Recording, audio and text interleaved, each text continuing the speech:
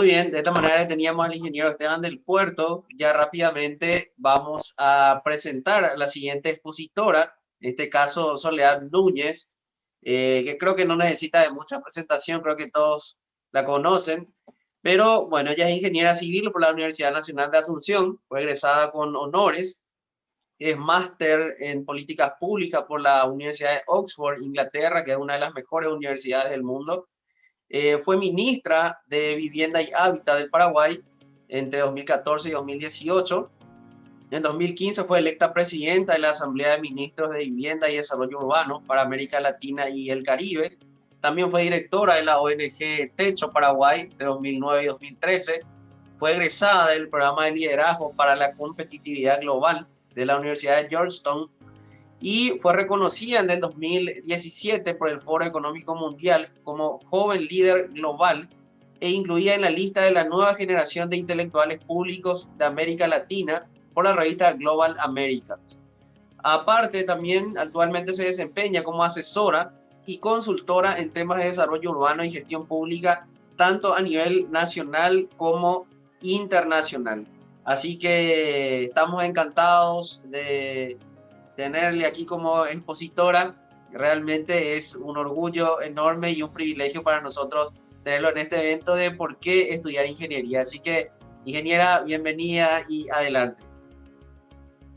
Muchas gracias, Carlos, por la presentación y muchas gracias también a todo el equipo del cursillo Gauss por la invitación y felicitarles también por la iniciativa, ¿no? O sea, me parece súper importante que aquellos jóvenes que aspiran a ser ingenieros en el futuro puedan también escuchar un poco de nuestra experiencia, de por qué nosotros creemos que es tan importante que sigamos formando ingenieros en un Paraguay que necesita a gritos de más infraestructura, y hoy les voy a hablar un poquito de eso. Así que voy a compartir pantalla, si es que me confirman si se está viendo. ¿Se ve? Se ve perfecto. Sí, genial. Bueno, ¿por qué estudiar ingeniería? Me encanta el nombre que le pusieron, Carlos, porque muchas veces las acciones o las decisiones que tomamos en nuestra vida es como que dejan de lado el propósito, ¿verdad? Cuando nosotros nos preguntamos por qué, ¿qué buscamos responder? Buscamos responder al propósito, ¿verdad? ¿Cuál es el sentido que le damos a nuestra profesión y por qué decidimos ser o médicos, o ingenieros, o economistas? Y es demasiado importante que a lo largo de nuestra vida, nosotros como individuos que formamos parte de esta sociedad, nos hagamos siempre esta pregunta, ¿verdad? ¿Por qué hacemos tal o cual cosa? ¿Por qué tomamos esta decisión? Y ese propósito nos va a dar, por un lado, claridad del camino que estamos tomando y por otro lado también fortaleza para cumplir todos los objetivos que nos ponemos en la vida. Entonces, lo primero que voy a decir antes de comenzar la presentación y a todos los que están acá escuchando y viendo en esta tarde, traten de preguntarse por qué están acá. ¿Qué es lo que les llama la atención? ¿Qué les interesa? ¿Qué es lo que les mueve las fibras más íntimas para decir yo quiero ser ingeniero? Y traten de recordar eso a lo largo de toda la carrera. En esta presentación, creo que el primer desafío que me puso Carlos es cómo resumir todo en 15 o 20 minutos. Así que si me extiendo de tiempo hay que alguien levante bandera. Les voy a hablar rápidamente de qué es la ingeniería civil. Creo que voy a pasar rápido estas diapositivas porque el ingeniero Esteban ya hizo una exposición magistral de lo que es la carrera, de cuáles son las especialidades, de a qué se dedica un ingeniero. También comparto, muchas de las experiencias que él estuvo comentando porque le escuché en los últimos minutos. También me remontaron de alguna manera a mi vida de estudiante en la FIUNA, así que quiero secundar también gran parte de las palabras y las emociones que él fue capaz de transmitir en su exposición. Después les voy a contar acerca de mi experiencia, una experiencia bastante diversa. ¿Por qué? Porque yo arranqué mi carrera profesional una vez recibida trabajando en el sector privado, coincidentemente también en la empresa de Cincy. Yo no sé si acá hay un común denominador, Carlos, nos invitaron a todos los ex trabajadores empleados de Cincy o no. Y también me sentí muy identificada con lo que comentaba el ingeniero Esteban, porque comencé primero como calculista, como proyectista en gabinete. Yo siempre supe que quería salir a terreno, que quería estar en obra, que no quería estar detrás de cuatro paredes. Y los dos ingenieros que yo siempre sostengo fueron de los mejores jefes que me pudo haber dado en la vida. Rápidamente me dieron la posibilidad de ser auxiliar de obra y después pasar a dirigir obras también en una zona muy remota, si tomamos en consideración a nuestra capital, que era construir escuelas en los departamentos de Concepción y San Pedro, en asentamientos campesinos donde difícilmente llegaba una ruta, donde los desafíos en términos de logística eran tremendos, pero también al mismo tiempo esa experiencia definitivamente fue moldeando mi compromiso como ingeniera también con la sociedad paraguaya. Después del sector privado tuve la posibilidad de trabajar en la sociedad civil, dirigiendo una ONG. Y uno se pregunta, ¿pero qué hace un ingeniero en una ONG? Bueno, puede hacer mucho, pero les voy a contar quizá también rápidamente mi experiencia en Techo, una organización que construye viviendas de emergencia a lo largo y ancho de la región latinoamericana, donde la propuesta es transformar la realidad de precariedad que se vive en muchos de los asentamientos informales, donde la constante es la falta de infraestructura, ¿verdad? Y si hablamos de infraestructura, ¿en quién pensamos? Rápidamente pensamos en un ingeniero, ¿verdad? Entonces, ese trabajo, esos años en sociedad civil, me permitieron tomar conciencia acerca de las demandas sociales en el Paraguay, tomar conciencia acerca de cuál era mi rol como ingeniera, habiendo tenido acceso, por un lado, a la educación universitaria y segundo, teniendo todas las herramientas que me había dado la universidad.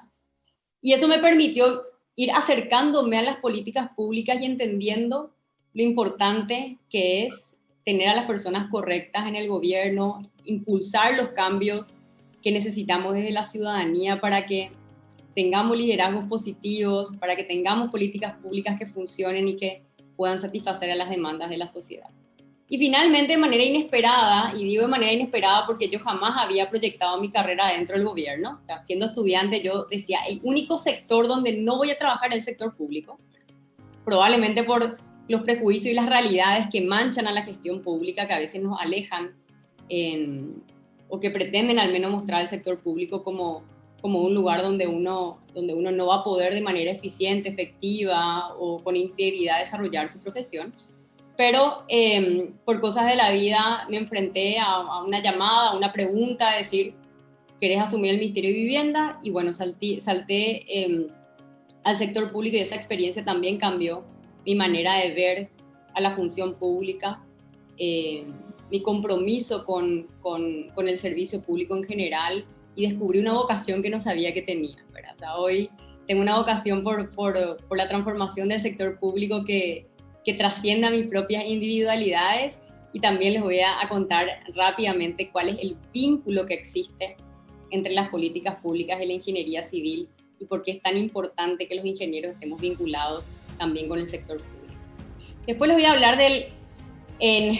rápidamente un sector específico dentro del universo que requiere las capacidades y las herramientas de un ingeniero, que es todo el ámbito de vivienda y desarrollo urbano. Les voy a contar cómo está Paraguay en términos de vivienda, cómo está Paraguay en términos de urbanización y también cómo está Paraguay en términos de infraestructura. O sea, voy a compartir un par de datos rápidamente y un mensaje final acerca del futuro de los ingenieros civiles y ojalá un poco de motivación o terminar de confirmar si hay muchos que se están cuestionando todavía si seguir o no ingeniería.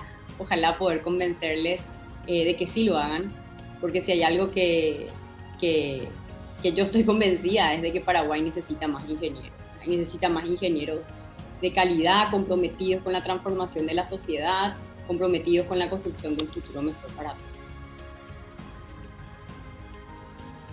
Entonces rápidamente le dije que te voy a pasar rápido. La ingeniería civil en particular es una rama de la ingeniería muy vinculado a la solución de problemas.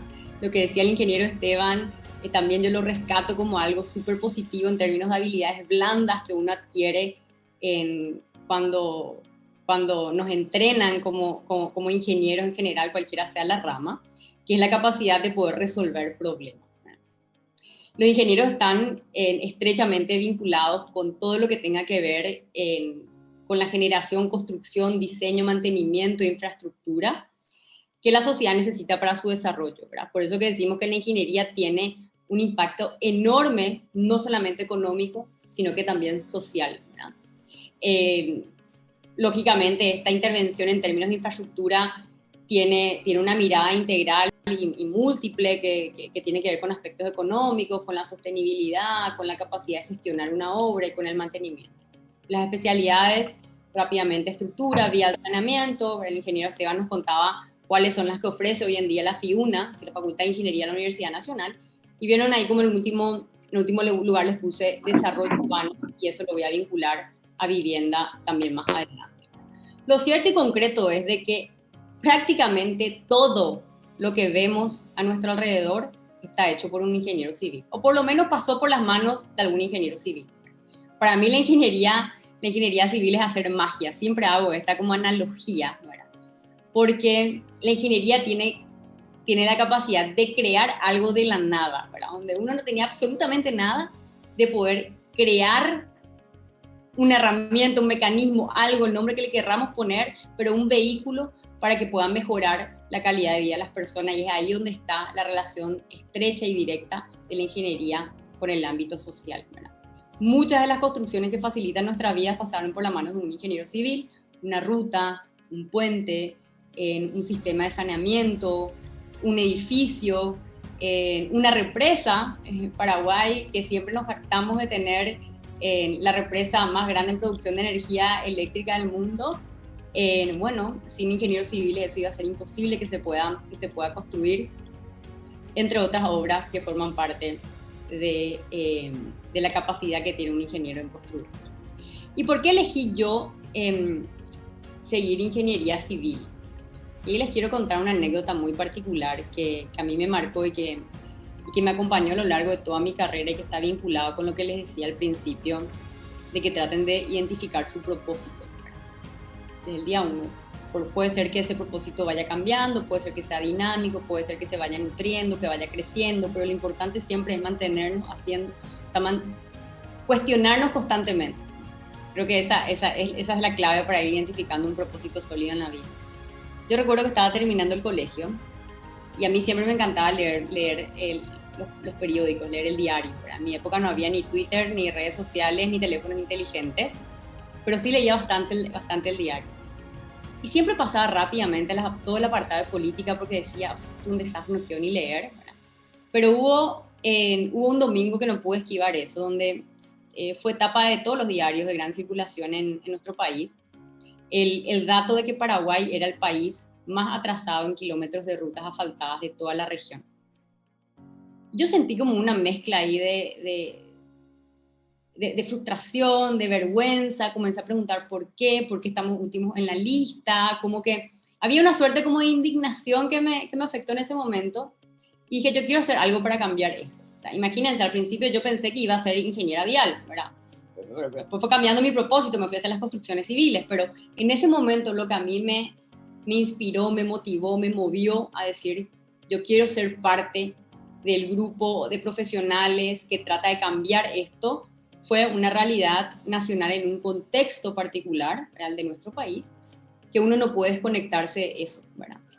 O sea, a veces tenemos un modelo de éxito que nos muestra, digamos, una realidad, y parece que tenemos que elegir nomás la carrera que nos va a dar más dinero en el futuro. Yo no soy muy partidaria de seguir ese modelo de éxito. Yo creo que uno no puede vivir en una burbuja, y tenemos que, las decisiones que tomarlas en sintonía con la realidad que nos toca enfrentar.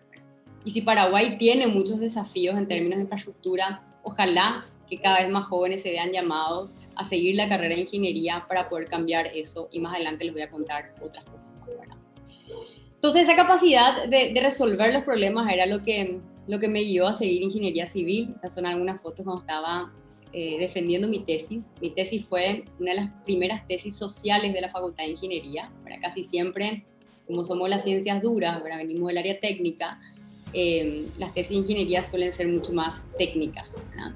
En mi caso, yo había tomado un asentamiento informal acá en la capital y apliqué las diferentes disciplinas de la ingeniería para mejorar la calidad de vida de esa población, ¿verdad? Implicó que yo me tenga que adentrar académicamente en muchos conceptos sociales, ¿verdad? Reunirme con trabajadores sociales, con sociólogos, con arquitectos, nutrir también la formación meramente técnica de la ingeniería con ese cuestionamiento social que tenía, con esa orientación que yo quería darle a la carrera. Pero bueno, fue brutal todo lo que pude aprender en ese proceso. Y finalmente me recibí de ingeniera, ¿verdad? Está una foto de la experiencia que les contaba en Concepción, cuando tuve a mi cargo la construcción de varias escuelas en las zonas rurales de nuestro país. Eso me permitió, más allá de poner en práctica los conocimientos de ingeniería, también conocer a profundidad una realidad que a veces solo la vemos en las estadísticas o la vemos sí en los titulares de los diarios o por algunas imágenes, pero como que la tocamos de oído, ¿verdad? En este caso estuve más de un año yo conviviendo con toda la comunidad educativa de los 2 departamentos, no solo Concepción, está solo Concepción pintado ahí arriba, pero también estuve en el norte de San Pedro.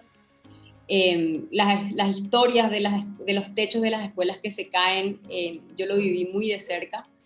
La historia de la falta de puentes, de rutas, para que los niños puedan y adolescentes acceder a los espacios educativos, también la conocí muy de cerca, ¿verdad?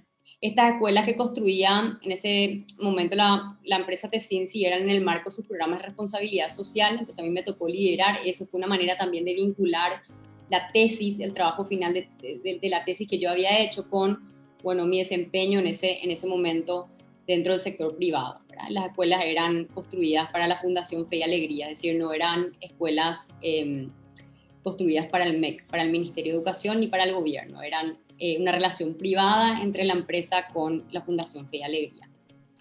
Esta es una foto en verdad en España. Yo al terminar la carrera fui a especializarme en gestión y dirección de proyectos de construcción, que tiene que ver con bueno, poder gestionar correctamente el plazo de una obra, los costos, poder administrar correctamente los recursos humanos, poder hacer un análisis de factibilidad de un proyecto, cuál es la viabilidad, cuál no, gestionar los riesgos.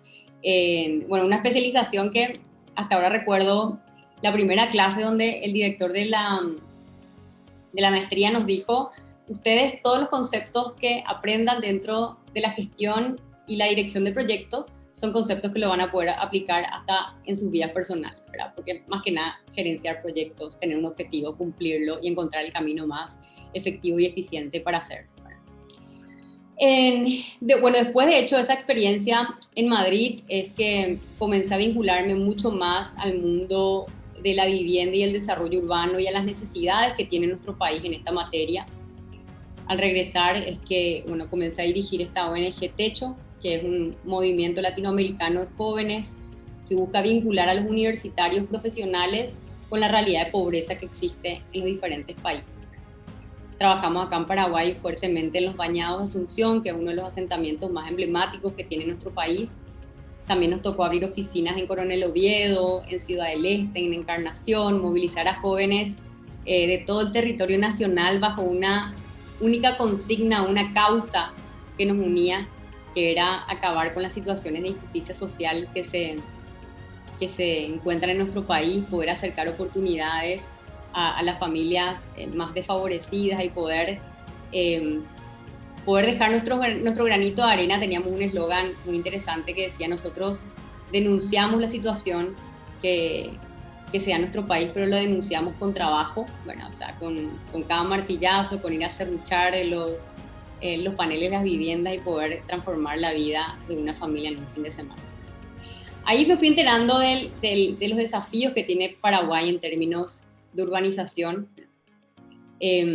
La urbanización, de hecho, a nivel mundial está catalogada como uno de los mayores riesgos y al mismo tiempo oportunidad, si es que está bien gestionada en términos de construir bienestar.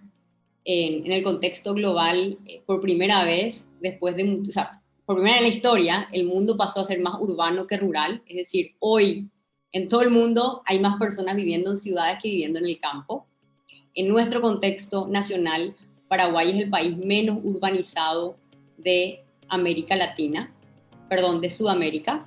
Tenemos ratios que son similares a los de Centroamérica, pero si miramos el continente sudamericano, nosotros tenemos el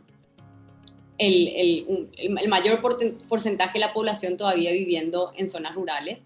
¿Qué significa eso? ¿Qué es lo que viene con un proceso de urbanización naturalmente? Un proceso de urbanización naturalmente está vinculado a una mayor demanda en infraestructura, ¿verdad? Porque las ciudades se construyen con infraestructura, ¿verdad? Donde la vivienda es el centro, ¿verdad? En el proceso de diseño de una ciudad, pero uno necesita inversión en muchos otros aspectos como estos que vemos ahí, que tienen que ver con acceso a agua potable, con saneamiento, con energía eléctrica, con disposición de residuos, con etcétera, ¿verdad?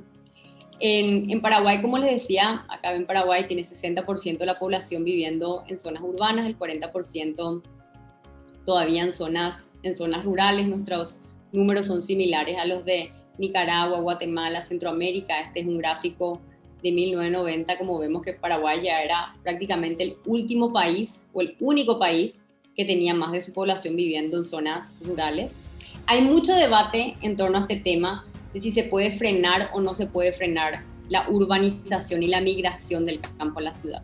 Lo cierto y concreto y la ventaja que tiene Paraguay al poder mirar lo que hicieron los otros países es la conclusión de que la urbanización es inevitable. ¿Qué significa eso? Que si queremos construir calidad de vida, si queremos construir bienestar para la población, tenemos que centrar las acciones en las ciudades, porque naturalmente es donde van a vivir, en el caso de Paraguay, en los próximos 20 años, más de 2 millones de habitantes suplementarios en relación a la población que habita hoy en zonas urbanas, ¿verdad? Y esto ya lo aprendimos los otros países, ¿verdad? Colombia, Brasil, Perú, hicieron muchísimos esfuerzos por tratar de frenar la urbanización en vez de concentrarse en preparar a las ciudades, ¿verdad? y que esto pueda evitar que se consoliden los anillos periféricos de pobreza que reproducen un modelo de ciudad. Eso pasa mucho acá en Paraguay. En los últimos 15 años el crecimiento de los asentamientos precarios fue tremendo, no solamente en Asunción, no solamente en el departamento central que concentra gran parte de la población paraguaya, sino que también en todas las cabeceras departamentales, ¿verdad? Si nos vamos a Concepción, incluso a Horqueta, una de las ciudades del norte del país que estuvo creciendo bastante en los últimos años. Si miramos en Cazapá, San Juan Nepomuceno, si nos vamos a Encarnación, Ciudad del Este y toda su área metropolitana, lo mismo. Si miramos Presidente Franco, Hernandarias, Mingaguazú, la reproducción de los asentamientos precarios es preocupante. Un asentamiento, de nuevo por definición, tiene que ver con carencia de infraestructura en todos los sentidos, y ahí se necesitan manos los ingenieros para resolver esos problemas. Si de la urbanización pasamos a un análisis más micro del cuál es la situación de la vivienda, en Paraguay el déficit de la vivienda en términos conceptuales es enorme. O sea, podríamos decir que casi toda la población de Paraguay hoy necesita algún tipo de acción para que su vivienda sea considerada adecuada. Porque la definición de vivienda no es solamente un piso, unas paredes y un techo, sino que tiene que ver también con acceso a servicios de calidad. La cobertura de saneamiento en todo el país es bastante limitada. Eso lógicamente hace que un gran número de viviendas ya estén fuera de la definición de vivienda adecuada. Si miramos la materialidad, como esta fotografía que estamos viendo acá en pantalla, también la necesidad de vivienda nueva es enorme, ¿verdad? El déficit habitacional se subclasifica en dos tipos de déficit, el cualitativo y el cuantitativo. ¿Qué significa eso? Básicamente, el déficit cuantitativo es la necesidad de construcción de vivienda desde cero, o sea, vivienda completa que tienen la familia y el déficit que existe en nuestro país, ¿verdad? En términos de cuántas viviendas nuevas tienen que construirse. Y el déficit cualitativo tiene que ver con necesidades en términos de mejoramiento o ampliación de las viviendas. El hacinamiento es un problema, ¿verdad? Vemos que hay muchas familias donde más de 3, 4 personas duermen en muy pocos metros cuadrados. Esta fue una realidad que se hizo mucho más visible con las medidas que adoptó el gobierno para contener la expansión del virus en este momento pandémico que estamos viviendo, ¿verdad? Porque la consigna era quedarse en casa, pero por otro lado el contraste y la realidad era que en Paraguay hay muchas familias que no tienen una vivienda adecuada. Entonces eso es un problema, ¿verdad? Si uno termina hacinado, si uno termina viviendo en condiciones de precariedad. Entonces el déficit de la vivienda es un tema fundamental para nuestro país. acá me puedo quedar hablando un montón de tiempo, pero solamente voy a reducir la necesidad en que las políticas de vivienda trasciendan a una mirada en una sola dimensión. Por esto que les decía hace unos minutos de que la vivienda es el estructurador de la ciudad, pero la vivienda tiene que trascender a un análisis en una sola dimensión y entender que la vivienda está inserta en un barrio, que el barrio está inserto en una ciudad y que la ciudad está inserta en un territorio. Y parece que tenemos algún hacker simpático o alguien que está rayando la pantalla, pero bueno, son gajes del oficio. Creo que son gajes de la virtualidad que nos impulsó este mundo pandémico. Ahí se borró rápidamente. O no sé si era alguien que estaba haciendo, marcando en su pantalla. Bueno, les cuento que todos ven. Entonces, bueno, esta mirada es demasiado importante y de nuevo, si pensamos en la vivienda, si pensamos en los barrios, en cómo construir mejores barrios en nuestras ciudades, si pensamos en cómo construir mejores ciudades que den calidad de vida con buen transporte público, con buenas vías, con buen mantenimiento de las vías, con una provisión de energía eléctrica que no se corte, con provisión de agua potable de calidad, etcétera, etcétera, etcétera, pensamos en las manos de un ingeniero. Es decir, tiene que haber un profesional de la ingeniería para que nosotros podamos lograr eso, ¿verdad? Entonces, la infraestructura urbana hace ciudad. ¿Quién construye la infraestructura urbana? Entre otras profesiones también, pero principalmente también la construimos los ingenieros, ¿verdad? ¿Y cuál es el país que tenemos acá? Yo creo que es la parte un poco, no quiero decir pesimista porque también es realista, pero es lo que tiene que abrirnos los ojos y que ojalá termine de convencerle a ustedes por qué tienen que seguir ingeniería civil, ¿verdad? Paraguay sigue entre los últimos en infraestructura según un reporte del año pasado del Banco Interamericano de Desarrollo. Fíjense que cuando yo elegí seguir ingeniería civil ya hace muchos años, 2002, yo ingresé en el 2002 a la facultad. Es increíble cómo en prácticamente 20 años no pudimos remontar, son 2 décadas. Paraguay tiene la peor infraestructura escolar, ahí yo les conté cómo fui testigo también de eso desde el sector privado, y los desafíos que sigue teniendo porque seguimos viendo las tapas de los diarios mostrándonos los techos que se caen de las escuelas. El Foro Económico Mundial también critica la situación de infraestructura en Paraguay. Si miramos algunos datos, vemos que nuestros datos no son alentadores, a pesar de que hubo un aumento, ¿verdad? O sea, Paraguay viene invirtiendo más en infraestructura, pero sigue siendo insuficiente la inversión que se hace en obra pública. Esto, pensando también en el futuro, es inevitable que la inversión siga creciendo. Digamos, Paraguay no va a llegar ni en los próximos 10 o 20 años en un estancamiento de la inversión pública. De nuevo, ¿qué significa esto? Que Paraguay va a necesitar más ingenieros, ¿verdad? En mi caso particular, desde el Ministerio de Vivienda, nosotros tuvimos ocasiones donde no podíamos empezar obras porque no habían ingenieros civiles en el mercado dispuestos a trabajar en el gobierno, increíblemente. Quizá en algún otro momento podamos compartir también y discutir las razones de eso. Lo cierto y concreto es de que seguimos en el fondo de la lista. La demanda sigue siendo brutal y la respuesta sigue siendo ineficiente. De las conexiones viales en nuestro país, el 90.8% es de tierra, 6,3% está pavimentado y 2,9% está empedrado. Y después está la manera en la cual se pavimentan nuestras rutas. Porque muchas veces vemos las cifras, se pavimentaron X cantidad de kilómetros en el país, pero hay una discusión enorme acerca de la calidad, acerca de tirar nomás el asfalto encima del empedrado o construir toda la infraestructura necesaria para que ese camino siga existiendo con el pasar de los años. El 52,6% de los hogares con acceso a agua potable mejorada en Paraguay, increíblemente, sigue siendo un desafío enorme el acceso a agua potable. El saneamiento mejorado, con decía, prácticamente cobertura cero, 10% tiene acceso a saneamiento mejorado. Asunción, ahora con la construcción de la primera planta de tratamiento, va a dar un pasito para poder no arrojar al río el agua directo de las redes de alcantarillado, etcétera, etcétera, etcétera, ¿verdad? Bueno, esto les doy como un pantallazo para simplemente decirles lo que a mí me motivó a volver a la universidad después de mi paso por el gobierno. Yo estuve 3 años y 10 meses trabajando en el sector público como ministra de Vivienda, sin haber militado nunca en ningún partido político, sin pertenecer a ningún partido político, porque no estoy afiliada a ningún partido. Critico quienes están afiliados, porque creo de que también es importante que más jóvenes se involucren con la política para poder cambiar el Paraguay, pero no había sido mi historia de vida, no es mi historia de vida. Para mi militancia fue mucho más social, desde el sector de la sociedad civil. Y cuando salgo del gobierno, como les conté, que para mí fue una sorpresa linda descubrir una vocación por el servicio público, entonces entendí que necesitaba adquirir más herramientas para poder servir mejor al Paraguay, y entonces me especialicé en una maestría en políticas públicas. Estuve 1 año y medio más o menos fuera de Paraguay y volví ahora antes de la pandemia. La pandemia me obligó a estar en cuarentena. Ahí descubrí el mundo de las políticas públicas. No les voy a hablar mucho de esto, pero rápidamente, ¿qué son? Porque a veces las políticas públicas parece como un concepto demasiado técnico, ¿verdad? Y amplio. ¿Qué son las políticas públicas?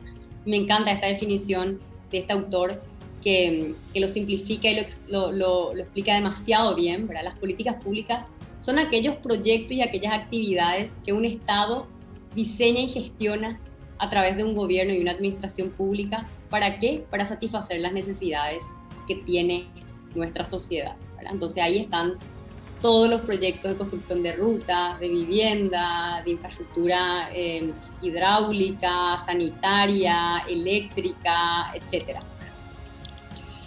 Entonces,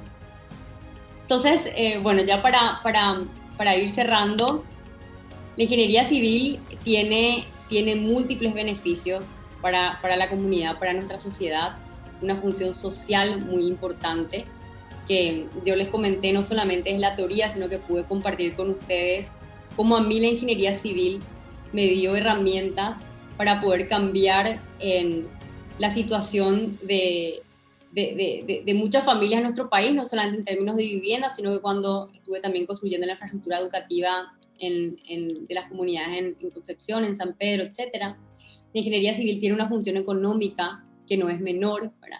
Que está vinculado a la productividad, que está vinculado, por ende, a la generación de empleo, que está mejorando, que está vinculado también, cuando hablamos de generación de empleo, en calidad de vida y bienestar de la población, ¿verdad? Y la ingeniería civil y la gestión pública tienen, bueno, estos vínculos, ¿verdad? Ambos, tanto las políticas públicas como la ingeniería civil, denotan un compromiso social demasiado importante. El aporte profesional es demasiado importante en beneficio del progreso de los ciudadanos. Hay una importancia de la preparación de los ingenieros para resolver problemas locales, que no estén desconectados con la realidad, que entiendan cuál es el contexto, ¿verdad? La capacidad que tengan los profesionales, que tengamos los ingenieros, tiene un impacto directo en la vida pública. Hay una responsabilidad también que es inherente. ¿En qué sentido? De que al pasar las grandes obras por las manos de un ingeniero, hay también un alto costo social de pésimas gestiones. Es decir, un ingeniero no bien preparado, o un ingeniero corrupto, o un ingeniero con otras intenciones, genera un daño tremendo para la sociedad. Innovación, tecnología, investigación está muy vinculado también a la ingeniería, al desarrollo sostenible y el combate a la corrupción. ¿Por qué el combate a la corrupción? Ustedes saben que los proyectos de infraestructura pública fueron históricamente focos de corrupción. La obra pública y la construcción son uno de los sectores con mayor percepción de corrupción en América Latina, según un índice que desarrolló Transparencia Internacional, que se llama el Índice de Pago de Sobornos. Y se calculan que hay pérdidas entre el 10% y el 30% del valor de las inversiones, conforme a un informe sobre integridad en las políticas públicas que hizo el Banco de Desarrollo de América Latina. Y acá la importancia de que los ingenieros no solamente nos formemos en capacidades técnicas, en conocimiento teórico, en resolución de problemas, sino que también en valores como la integridad, por la importancia y el rol que nosotros ocupamos para el desarrollo de nuestra sociedad y para el progreso del Paraguay. ¿Cuál es el futuro de los ingenieros civiles? Para mí hay un futuro demasiado demandante en términos de espacios que se van a necesitar, que sean ocupados por ingenieros en el futuro como son demandados hoy en día, pero sobre todo ocupados por ingenieros, por profesionales que tengan un sentido social, que tengan un compromiso con la sociedad y que tengan la posibilidad de forjar una carrera que esté orientada a la construcción de un mejor país. Si están listos para construir un mejor país, yo les invito a que sigan la carrera de Ingeniería Civil y que ojalá nos encontremos también en el campo de batalla más adelante. Muchas gracias. Muchísimas gracias, ingeniera. Acá tengo muchas preguntas que me están haciendo. En este caso, no sé si dispone ya de tiempo. Tengo entendido que tiene otra actividad ya seguidamente. Así que por eso... Sí, no sé tengo una pregunta y tengo que conectarme después a otra charla que tengo. Pero adelante, mientras le aviso a la persona que por ahí me atrase 5 minutos. Ok, en este caso, Fátima Torres, no sé si puede hacer la pregunta directamente a la ingeniera. Buenas noches. Mi pregunta sería la siguiente. Quería saber tus experiencias prácticas en el laboratorio en el uso de materiales de construcción. ¿Cuáles fueron las materias que más le costaron dentro de la carrera? Y por último, una última pregunta sería, ¿qué experiencias y habilidades se necesita para desempeñarse como ingeniera civil y qué porcentaje de técnicas de ingenieras civiles hay actualmente en las empresas y el impacto que tienen? Bueno, gracias Fátima por tu pregunta. Fueron muchas, así que espero poder responder a todas. Bueno, yo también enseñé en la Facultad de Ingeniería, eso no les conté y a veces o sea, ya no está en el currículum, pero enseñé cerca de 6 años una materia que se llama Resistencia de Materiales, ¿verdad? Después cambió el nombre Mecánica de Materiales 1, Mecánica de Materiales. Que es como, para mí Resistencia de Materiales es como el vínculo entre las materias más de cálculo, que todavía no tienen forma, que son pura matemática y resolución de problemas, y las materias que ya son más prácticas, digamos, cuando uno ya tiene hormigón 1, hormigón 2, ya tiene caminos, puentes, puertos, uno ya está bien, ya puede palpar hacia dónde va la carrera, digamos. Y a mí Resistencia de Materiales realmente me encantó y fue de las experiencias también más positivas que recuerdo en laboratorio, porque era examinar el comportamiento de todos los cuerpos cuando son sometidos a diferentes fuerzas, ¿verdad? Pero poder visualizarlas. Y tuvimos uno de los primeros años, el jefe de cátedra era un ingeniero que era un ingeniero Cano, ¿verdad? Que falleció después, pero una persona que era dedicada en un 100% a la docencia. Yo aprendí mucho también como docente de él. Y él trataba siempre de ir más allá de una mera enseñanza en clase expositiva donde uno resuelve un problema de un libro, ¿verdad? Él se preocupaba porque los estudiantes puedan comprender cómo funcionaba un cuerpo en 3 dimensiones, poder visualizar eso, poder trascender a la mirada esa en 2 dimensiones que es del papel. Entonces una de las experiencias más lindas fue cuando implementamos un taller práctico que era sumativo para los estudiantes, que tenían que representar un problema de los que uno resuelve con lápiz en un cuaderno, tenían que representar eso construyendo un modelo, ¿verdad?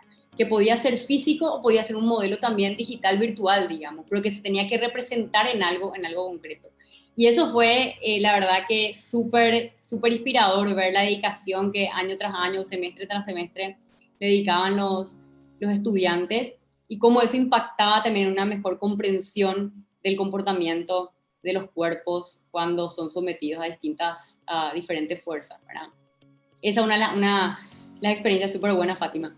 Y después, no recuerdo todas tus otras preguntas, pero de las habilidades que uno requiere para estudiar ingeniería, a ver, o sea, claramente a uno le tienen que gustar los números, ¿verdad? Y eso no vamos a hablar de cosas, digamos, que sean ficticias, ¿verdad? Porque una carrera llena de números y de cálculos. Si uno de repente no le gusta resolver problemas y calcular, la va a pasar probablemente muy mal en la carrera, ¿verdad? Igual hay momentos de dificultad. Yo tampoco quiero pintar todo color de rosa, ¿verdad? Porque es importante también que uno sepa eso, que se requiere dedicación, que se requiere mucho esfuerzo. La carrera de ingeniería es una carrera que, por ejemplo, no hasta los últimos semestres no te permite quizá trabajar y estudiar, a no ser que uno prolongue demasiado la culminación de la carrera, pero tiene que tener algún tipo de sintonía con los números, aunque en algún momento de la carrera uno llegue a, no sé, odiar resolver problemas, ¿verdad? Pero sí, en ser amante y también en ser un poco incisivo con la búsqueda de las soluciones, ¿verdad? Que también lo decía el ingeniero Esteban en su exposición, ¿verdad? La ingeniería te permite tener una capacidad analítica de definir el problema, comprender el problema, ver cuáles pueden ser los diferentes caminos para solucionar ese problema y llegar a la mejor solución posible, ¿verdad? Entonces, uno también se va forjando en eso, no es necesario que uno tenga ya las habilidades al principio.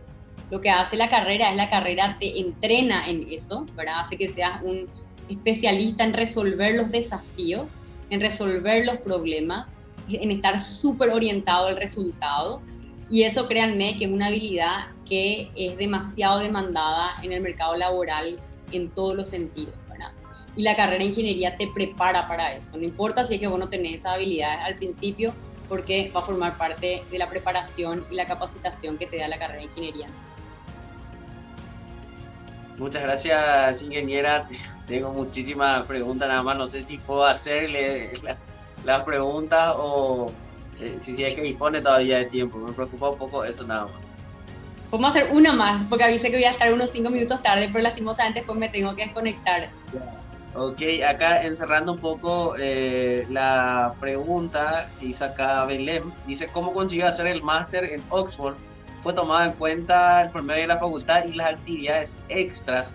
Pregunta, y también por acá justamente dice, ¿cómo te preparaste para ingresar o qué tipo de estudios aprendiste a través de los años, ¿no? ¿Y cómo viste tus años estudiando ingeniería? Básicamente las preguntas que van haciendo. Sí, bueno, yo estudié en el cursillo de Volpe en su momento, ¿verdad? No estaba Gauss todavía, Carlos, porque si no seguro me anotaban con ustedes, pero estudié con el ingeniero Volpe y fue un entrenamiento full física, matemática, álgebra, aritmética, ¿verdad? Geometría, pero bueno, me gustaba y la verdad es que yo hice un bachillerato técnico que estaba mucho más direccionado hacia el arte, la historia y tal, porque al principio me habían condicionado los mayores, ¿verdad? Porque yo, digamos, crecí siempre buscando, siempre me gustaba como hacer planitos, construir cosas, entonces siempre los adultos en mi niñez y adolescencia me decían que yo iba a ser arquitecta, ¿verdad? ¿Por qué? Porque en la sociedad está naturalmente estereotipado que la arquitectura es para las mujeres y la ingeniería para los hombres, ¿verdad? Entonces yo después, cuando tenía 16 años, comencé a estudiar en el bachillerato técnico, todo lo que tenía que ver con arte, dibujo y tal, y ahí me di cuenta, dije, no, lo mío no es lo de la creatividad, para mí lo mío es lo 1 más 1 es 2, tenía facilidad con la física, la matemática, y cambié así de la noche a la mañana, dije, yo me recibo, me voy a ingeniería, voy a estudiar ingeniería, y bueno, también en la resolución de problemas, la clave es la práctica. O sea, ustedes que están ahora proyectándose para ingresar a la facultad, cuanto más problemas resuelvan, ustedes van a entrenarle a su cerebro para que esté mucho más preparado para captar más rápido el problema, para definir el camino de solución y para resolver ya sea un problema de geometría, aritmética, álgebra, física, lo que fuera. Entonces tienen que pasarse haciendo ejercicio lo máximo que puedan, ¿verdad? Al menos esa fue la receta que yo usé, ¿verdad? Así de lunes a lunes resolviendo problemas y de los libros. Esa también es otra cosa que yo trataba de no, yo terminé regular incluso un semestre antes de que termine el año. O sea, yo terminé la carrera en 4 años y medio porque me permitió un cambio de la malla curricular, pero sin ser regular 100% de los semestres. ¿Qué me explico con eso? Yo tenía tipo una estrategia personal, porque siempre estuve súper vinculada a los juegos universitarios, soy deportista profanática, también participé activamente desde el ingreso en la vida gremial estudiantil, activando en el centro de estudiantes, y todas esas actividades siempre sucedían en el segundo semestre del año. Entonces yo el primer semestre del año tomaba 10, 11 materias, todo lo que me permitía la malla curricular, y me mataba estudiando 6 meses. Los otros 6 meses también estudiaba, pero tomaba menos materias, tomaba 5 o 6, ¿por qué? Porque yo quería ser parte de los juegos universitarios, quería participar en el centro estudiante, etc. Y miraba cuál era correlativa, cuál podía tomar, cuál no, de manera tal a que no me atrase ni un solo semestre, ¿verdad? Entonces era más o menos mi estrategia para terminar el año, digamos, la carrera en el tiempo establecido. Y para Oxford, por un lado es, como no es tan común, o sea, naturalmente los ingenieros en general se especializan en otras cosas técnicas, ¿verdad? No hay muchos ingenieros que salten al mundo de las ciencias sociales, ¿verdad? O sea, las políticas públicas, las materias que tenía, por ejemplo, la maestría en políticas públicas, imagínense, era filosofía política, economía, ciencias políticas y derecho. Esas eran las 4 principales. Todas las ciencias sociales donde nada es 1 más 1 es 2. O sea, en filosofía es 1 más 1 es, y depende, puede ser 2, puede ser 3, puede ser 4, ¿verdad? O sea, una lógica completamente diferente. Entonces yo creo que eso sí da una ventaja, digamos, los ingenieros en general somos muy codiciados en el mundo académico y en el mercado, ¿verdad? Como que ver un ingeniero, por ejemplo, que siga la rama medioambiental va a ser muy demandado, un ingeniero que se vincule con las carreras sociales, y sobre todo que el mundo moderno, hoy en día contemporáneo, también demanda un cruce de disciplinas, ¿verdad? No es más como antes que uno elegía una dirección y tenía que quedarse y hacer carrera toda su vida en eso, ¿verdad? Hoy se aprecia y se valora mucho las diferentes experiencias que pueda tener un profesional, ¿verdad? Y yo, lógicamente, conté toda mi trayectoria. Creo que también fue importante el hecho de haber tenido experiencia en los 3 sectores, el sector privado, la sociedad civil, también el sector público, y bueno, todas las herramientas que puedo adquirir desde las ciencias sociales las utilizo para nutrir mi conocimiento como ingeniera.